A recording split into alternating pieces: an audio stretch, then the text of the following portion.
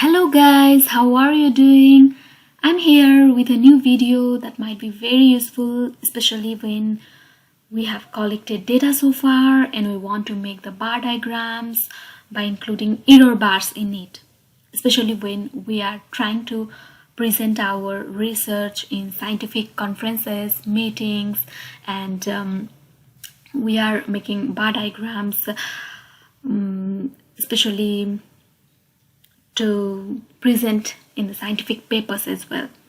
As we know, these error bars are graphical representations of variabilities absorbed in data, and they represent uncertainties in the measurements. So we can make error bars very easily, which I'm going to show you in this video. So far I have collected the data. I have the data of the seed weight of the plants from 3 sites: site 1, site 2, and site 3.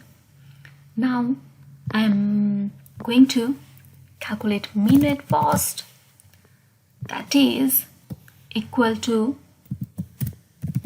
average, and let's select from B2 to B9 and enter. Now we will be having mean of the seed weight from all of our 3 sites. Similarly, we are going to calculate standard deviation, which is not that hard.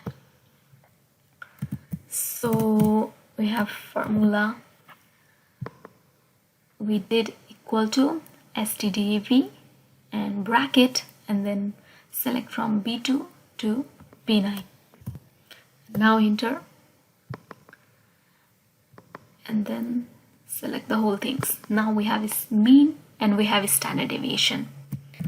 Now guys, we are going to calculate the standard error, and for the standard error we have to select standard deviation by square root of the sample numbers, that is 1, 2, 3, 4, 5, 6, 7, 8. So square root of 8 equals to is the number that we get, and then select and drag all of this. Now we have a standard error for the seed weight from all the 3 sites. Now guys, let's move on to making the bar diagrams. Here we have data from all the 3 sites. Now we are going to make perfect bar diagram. Here we have, and then let's move it a little bit further so it's clear to see the data and then bar diagram at the same time. And then we have a little bit the plus thing here at the right side, and let's move on to error bars. See here, and then here is, clicking on this we get more options at the last, and then see here is showing vertical error bar, direction is showing on the both of the directions. See here, both the sides. And then now we are moving on to custom, that is spaceship 5 value, and here we can see positive error value and negative error value. So let's clear this thing, and then we have a standard error from our 3 sites.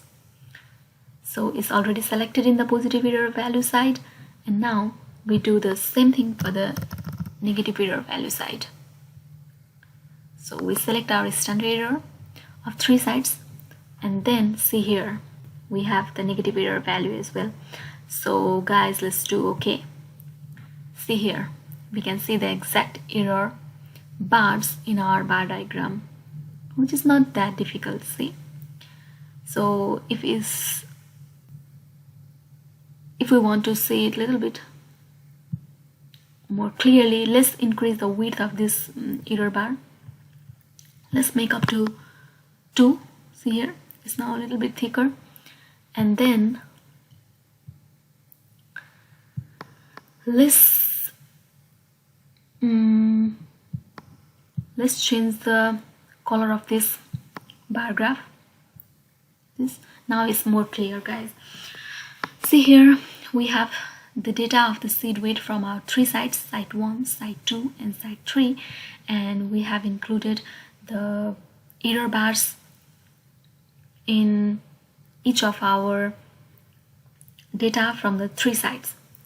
So after onward, it's your duty to put those LST mean separations value so that it will be very easy to present to the scientific papers and then deliver in the scientific conferences, meetings.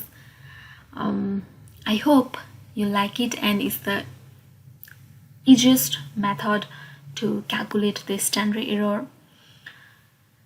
So guys, how do you like my video? If you like it, please subscribe to this channel and hit the bell icon. And if you have any queries, confusions, please let me know, and please do comment below this video. I'll be happy to answer any questions you have regarding this video. And again, thank you so much for watching this video. Don't forget to subscribe this channel. I'll be back with more new and useful videos in the future. Thank you so much.